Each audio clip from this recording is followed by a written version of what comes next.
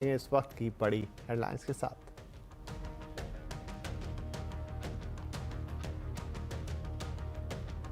फिर Nifty expiry पर बाजार में मुनाफा वसूली। सेंसेक्स 380 तो निफ्टी 76 पॉइंट गिरकर बंद। ऑटो, आईटी, रियल्टी, बैंकिंग शेयरों में रहा दबाव तो इंफ्रा, एफएमजी शेयरों में आज रही बिकवाली। फार्मा, एनर्जी, मेटल इंडेक्स बढ़त पर बंद।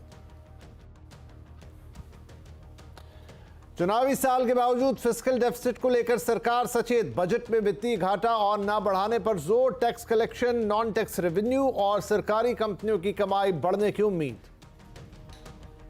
देश भर के ट्रक ड्राइवर सड़कों पर उतरे। हिट एंड रन केस की सजा कठोर किए जाने के विरोध में बेमियादी हड़ताल। दूध, फल, सब्जी, पेट्रोल, डीजल समेत जरूरी चीजों की सप्लाई पर असर।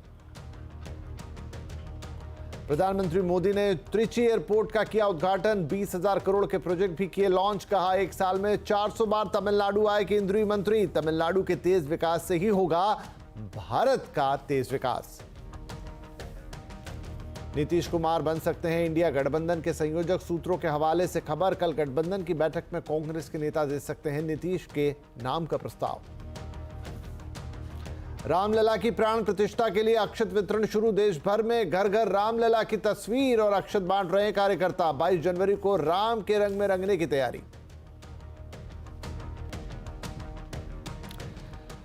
इन ढेर सारी खबरों के बीच शुरुआत ऐसी खबर के साथ जिसका देश की बड़ी आबादी पर सीधा असर पड़ रहा है और पड़ सकता है। देश भर के ट्रक ड्राइवर सड़कों पर उतर आए हैं। हिट एंड रन मामले में सरकार के नए कानून को लेकर ट्रक और डंपर ड्राइवरों में नाराजगी है, जिसे लेकर ड्राइवर हड़ताल कर रहे हैं। कई जगहों पर ट्रांसपोर्ट सेवा ठप है, आवाजाही बंद है। बेसिक चीजें जैसे दूध, फल, सब्जी, पेट्रोल, डीजल के लिए लोग परेशान हो रहे हैं।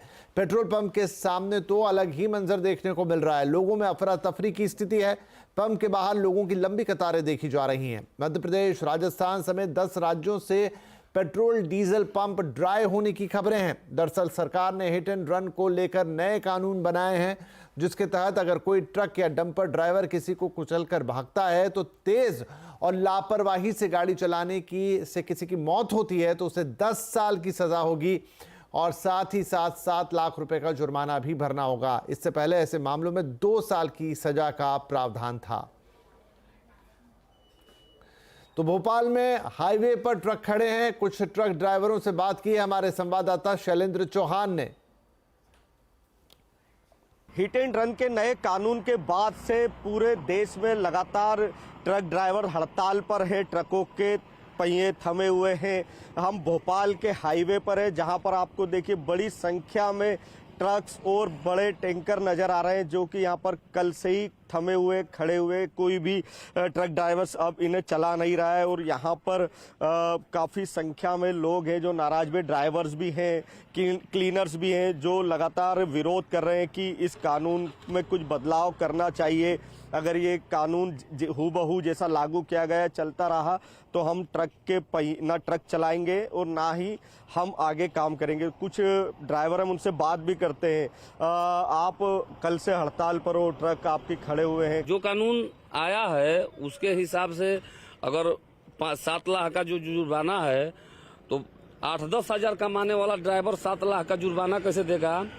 और करवास होता है 10 बरस का, तो जो कमा के परिवार चलाता है अगर उसका 10 बरस का करवास हो जाएगा तो उसका परिवार का क्या होगा। सरकार को तो ये ऐसा कानून लाना चाहिए था कि मान लीजिए कि ड्राइवर को कोई एक्सीडेंट में विकलांग हो गया, डेथ हो गया, उसका परिवार को कुछ मिलना चाहिए था। उनका तो मान लीजिए कि ड्राइवर की तरफ सहानुभूति होना चाहिए था। ये तो ड्राइवर पर लदा हुआ बेवजह कानून है। कल से ही परसों से हड़ताल में ही खड़े हैं। सरकार से अनुरोध है इस कानून को जल्द से जल्द वापस ले, क्योंकि देश की अर्थव्यवस्था पे भी बहुत दिक्कत पड़ेगी इससे। और हम लोग जब तक नहीं मानेंगे, जब तक इसमें कुछ ना कुछ सुधार नहीं होगा। हमारा यही कहना है सरकार से। तो देखिए ये भोपाल के हाईवे पर बड़ी संख्या में यहाँ पर ट्रक्स खड़े हैं और ये सभी नाराजगी जता रहे हैं और इनका कहना है कि काला जो कानून बना है उसको वापस लेना चाहिए और जो जुर्माने की राशि का प्रावधान किया है वो भी वापस लेना चाहिए।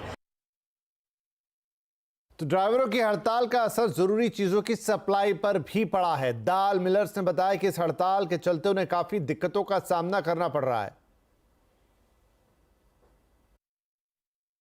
ट्रक ड्राइवरों की स्ट्राइक चल रही है, जिसकी वजह से हमारी एसेंशियल कमोडिटी पर भी बहुत गंभीर असर पड़ रहा है। हमारा 2 दिन से मालों का आवागमन बहुत ही ज़्यादा ठप हो गया है। हम अपने व्यापार को सुचारू रूप से नहीं चला पा रहे हैं। हमारी ट्रक भाइयों से भी और सरकार से भी अपील है, कृपया इस समस्या को जल्द से जल्द सुलझाएं और जिससे हम अपना व्यापार सुचारू रूप से आवागमन के माध्यम से चला सकें। और अब बात करते हैं हमारे संवाददाता रोहन सिंह से, जो इस वक्त all India truck owners association के लोगों के साथ हैं। तो रोहन, क्या कहना है इन लोगों का? हड़ताल का औपचारिक हाल इस वक्त क्या है? क्या औपचारिक तौर पर हड़ताल घोषित है, और नहीं तो कब तक ये इस हड़ताल को जारी रखने के पक्ष में है?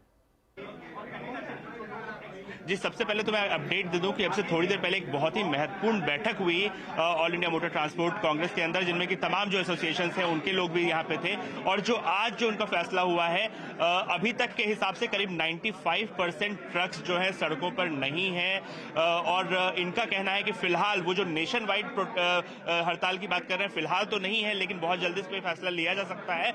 और आज शाम को गृह सचिव के साथ, होम सेक्रेटरी के साथ एक महत्वपूर्ण बैठक होने वाली है, जिसके बाद ये फैसला लिया जाएगा कि आखिरकार क्या रणनीति अपनाती है जो देश भर के ट्रकर्स हैं, ट्रांसपोर्टर्स हैं उनका। हम पूछते हैं, ये बताइए सर, आज जो बैठक हुई है, आप लोग की सबने बैठक सारे एसोसिएशन ने की है, क्या आप नेशन वाइड हड़ताल के पक्ष में हैं या अभी आप वेट करेंगे? देखिए, ये जो रन एंड हिट का ये जो कानून बना है, देश में बहुत विरोध है इसका। आपने देखा होगा कल के न्यूज़पेपर भी, मीडिया के राही, सोशल मीडिया पे ये ड्राइवरों ने इतना कामयाब कर दिया है। और आज जो ट्रांसपोर्टर है वो ड्राइवर के बिना सरवाइव नहीं कर सकता। हमारी गाड़ी बिना ड्राइवर के हिल भी नहीं सकती, इसलिए हमारी मजबूरी है कि हम उनकी फेवर में आए। तो आप हड़ताल के फेवर में हैं या नहीं? देखिए, हड़ताल की फेवर में इसलिए नहीं है अभी कि हमें आश्वासन मिल रहा है कि आप आइए, बात कीजिए। अगर हमारा कोई इससे सोल्यूशन नहीं निकलेगा तो बहुत जल्दी देश भर में चक्का जाम होगा, जिसका कि हमारी अर्थव्यवस्था पर बहुत बुरा असर। अभी ऑलरेडी असर पड़ना शुरू हो गया है। ये बताइए, कितने % ट्रक्स हैं अभी जो बाहर हैं? सर, 80 से 90% ट्रक जो रोड पर होता है, उसमें से तकरीबन 80% ट्रक अभी खड़ा हो चुका है।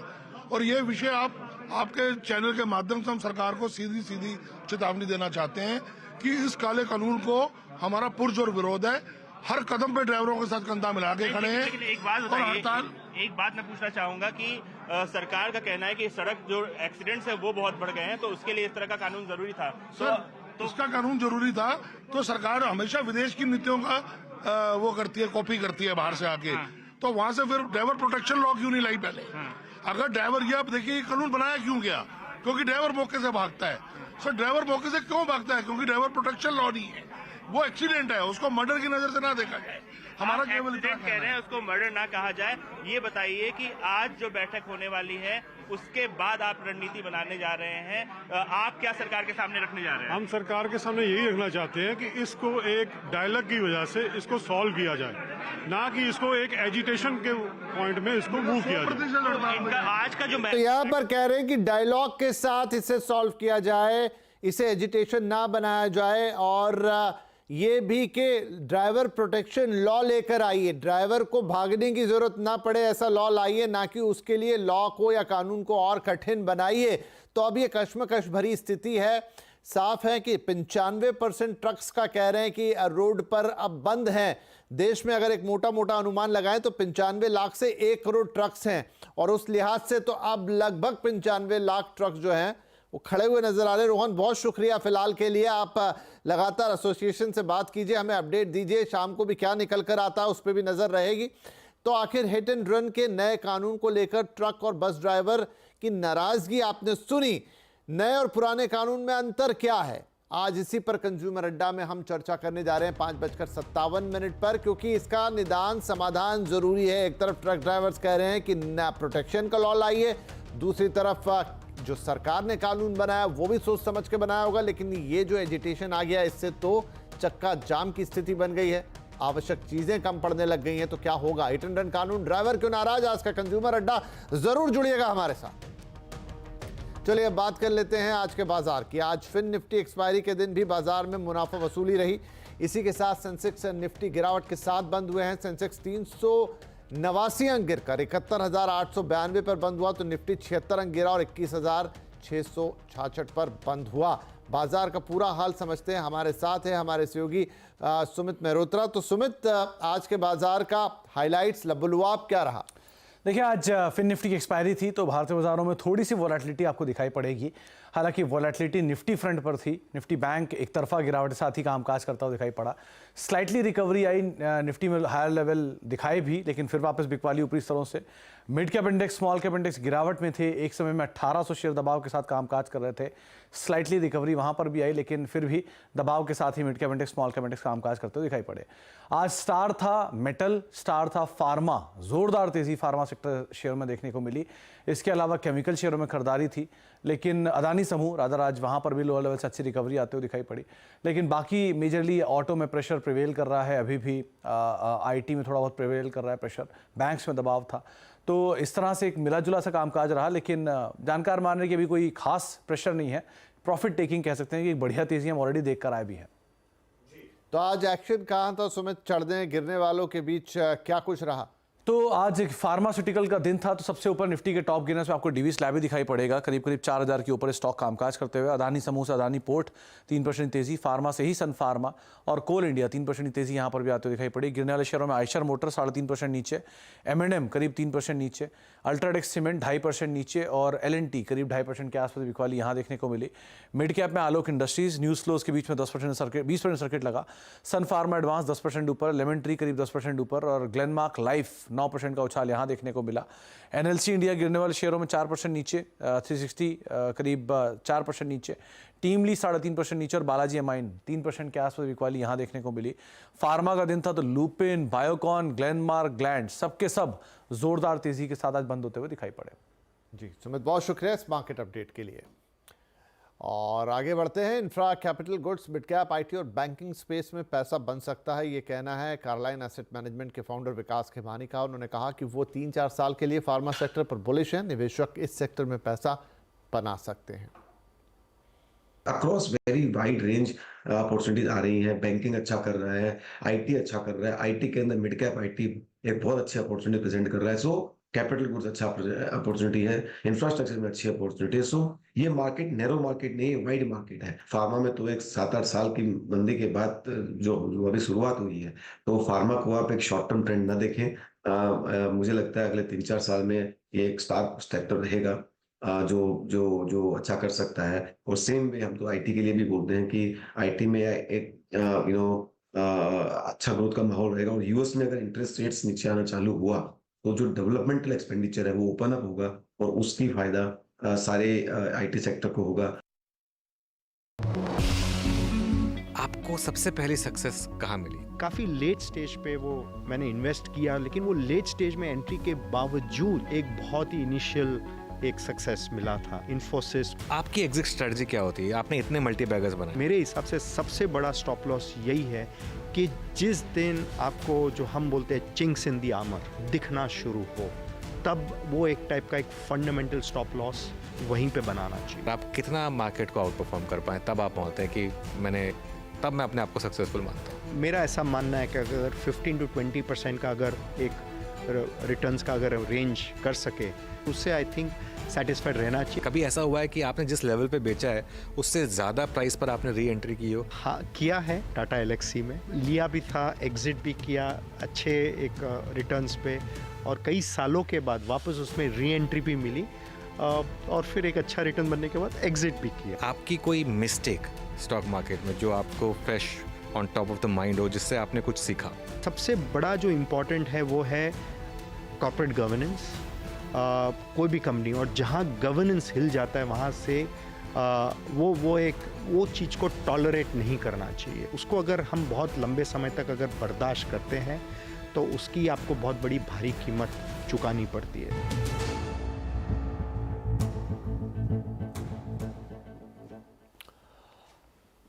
मारुति सुजुकी ने साल 2023 में 20 लाख गाड़ियां बेचने का माइलस्टोन हासिल किया है। कंपनी के senior executive officer Shashank Srivastava ने हमसे खास बातचीत में कहा कि फाइनेंशियल ईयर 2023-24 में कंपनी की ग्रोथ शानदार रहेगी और कंपनी सिंगल डिजिट में ग्रो कर सकती है।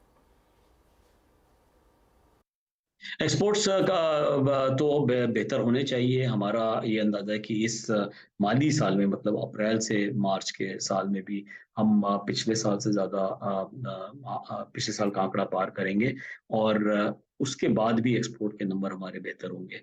लेकिन जहाँ तक ओवरऑल इंडस्ट्री का मैंने बताया, वो हम एक सिंगल डिजिट का ही ग्रोथ हम देख रहे हैं। 2024 चुनावी साल है, लेकिन सरकार वित्तीय अनुशासन को लेकर सचेत है। हमें सूत्रों से जानकारी मिल रही है कि इस बार बजट में वित्तीय घाटा बढ़ने नहीं दिया जाएगा। डिटेल लेते हैं अपने economic policy editor Lakshman Roy से। लक्ष्मण, वित्तीय घाटा कम रखने का मतलब है खर्च कम करना या फिर आमदनी बढ़ाना? सरकार कैसे कंट्रोल करने वाली है फिस्कल डेफिसिट को इस बार? देखिए, जो अब तक संकेत मिल रहे हैं उसके मुताबिक बजट में सरकार फिस्कल डेफिसिट के मोर्चे पर कोई समझौता करने के मूड में नहीं है। अगले कारोबारी साल के लिए फिस्कल डेफिसिट सरकार बढ़ाएगी, इसकी संभावना बिल्कुल भी दूर दूर तक नहीं है। दो ही विकल्प जो मुझे दिख रहे हैं, एक तो ये है कि चालू कारोबारी साल का जो फिस्कल डेफिसिट है 5.9% उसी पर बरकरार रहे, लेकिन इस बात की संभावना दिख रही है कि शायद इसमें भी सरकार कटौती करे और फिस्कल डेफिसिट और सख्त करे। इस बात के भी ऐलान बजट में करते हुए सरकार दिख सकती है, यानी 5.9 से भी कम कर सकती है फिस्कल डेफिसिट। इसका भी एक विकल्प सरकार के पास है। चालू कारोबारी साल के लिए जो 5.9% का फिस्कल डेफिसिट रखा गया है, वहां भी जो अभी तक के आंकड़े बता रहे हैं से सरकार इस बात को लेकर काफी आश्वस्त है। ये 5.9% का लक्ष्य तो आसानी से हासिल कर लिया जाएगा। हो सकता है एक सरप्राइज भी आए और सरकार ये भी कहे कि चालू कारोबारी साल में हमने लक्ष्य से ज्यादा बेहतर फिस्कल डेफिसिट का लक्ष्य हासिल किया है। और इन सब के पीछे 3-4 खास वजह है जो सरकार मान के चल रही है। पहली बात तो ये कि जो ग्रोथ रेट है वो काफी बेहतर है। चालू कारोबारी साल में 6.5% से ज्यादा ग्रोथ होने का अनुमान है। ग्रोथ ज्यादा होगा तो टैक्स कलेक्शन बेहतर होगा, और अभी ही टैक्स कलेक्शन के जो आंकड़े आ रहे हैं वो काफी उत्साहजनक है। जीएसटी के आंकड़े को देखिए तो दिसंबर में 10% ज्यादा जीएसटी कलेक्शन हुआ पिछले साल के मुकाबले। डायरेक्ट टैक्स कलेक्शन भी बेहतर हो रहा है, नॉन टैक्स रेवेन्यू भी काफी ज्यादा बेहतर हो रहा है। और एक और वजह, जिस तरीके से सरकारी कंपनी और सरकारी बैंकों की हालत सुधर रही है, उनका परफॉर्मेंस आगे भी बेहतर जारी रहने की संभावना है। ऐसे में उनसे जो आमदनी होगी वो भी सरकार के हिस्से में आती हुई दिखेगी। तो ये भी सरकार एक फैक्टर कर मान के चल रही है। तो हर हालात में सरकार ये मान रही है कि चुनावी साल होने के बावजूद भले ही खर्च बढ़ जाए, फिर भी सरकार जो है फिस्कल डेफिसिट के मोर्चे पर कोई समझौता शायद करते हुए ना दिखे। जी लक्ष्मण, बहुत शुक्रिया इस बजट स्पेशल के लिए।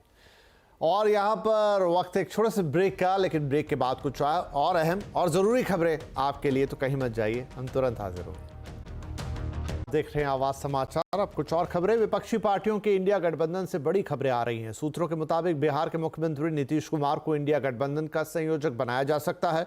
सूत्रों के मुताबिक कल इंडिया गठबंधन के बड़े नेताओं की जूम के जरिए बैठक होगी, जिसमें कांग्रेस के नेता नीतीश कुमार को गठबंधन का संयोजक बनाने का प्रस्ताव आ सकता है। इस बैठक में गठबंधन की आगे की रणनीति पर भी चर्चा होने की उम्मीद है।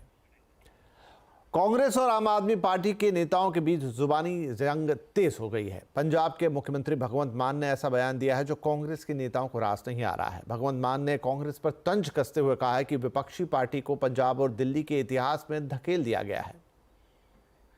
पंजाब ते दिल्ली च मां अपने बच्चे नूं दुनिया की सब तो छोटी कहानी सुना सकती है, एक थी कांग्रेस।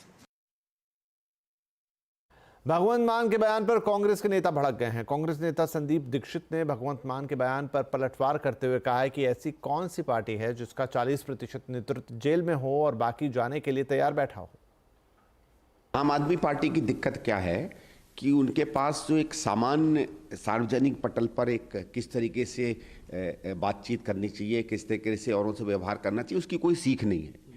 और ये इनका पुराना रहा है, क्योंकि हम तो इस बात को सस्पेक्ट करते हैं कि अभी तक दिक्कत क्या थी ना, पिछले 7-8 साल में तो वो भारतीय जनता पार्टी की बी टीम की तरह काम कर रहे थे। अब हो सकता है उनको लग रहा हो कि भारतीय जनता पार्टी को उनकी ज़रूरत नहीं है, इसलिए वो इंडिया अलायंस की तरफ देख रहे हैं। एक बात ये नहीं समझ रहे कि आने वाले समय में माताएं ये भी कहेंगी कि एक पार्टी थी जो आजकल तिहाड़ में मिलती है। विपक्षी दलों के इंडिया गठबंधन में क्यों मचा है गदर, आज आवाज अड्डा में इसी पर होगी बड़ी चर्चा। शाम 7:57 पर जरूर जुड़िएगा आज का आवाज अड्डा।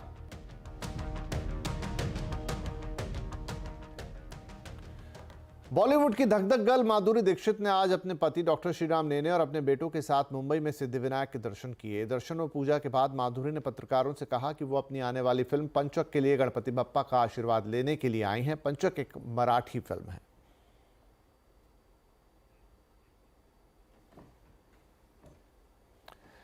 और इसी के साथ इस बुलेटिन में फिलहाल इतना ही, लेकिन CNBC आवाज पर आप बने रहिए। खबरें लगातार जारी हैं। आप हमारे सोशल मीडिया प्लेटफॉर्म्स पर भी जरूर चेक कीजिए फॉर द लेटेस्ट न्यूज़। नमस्कार।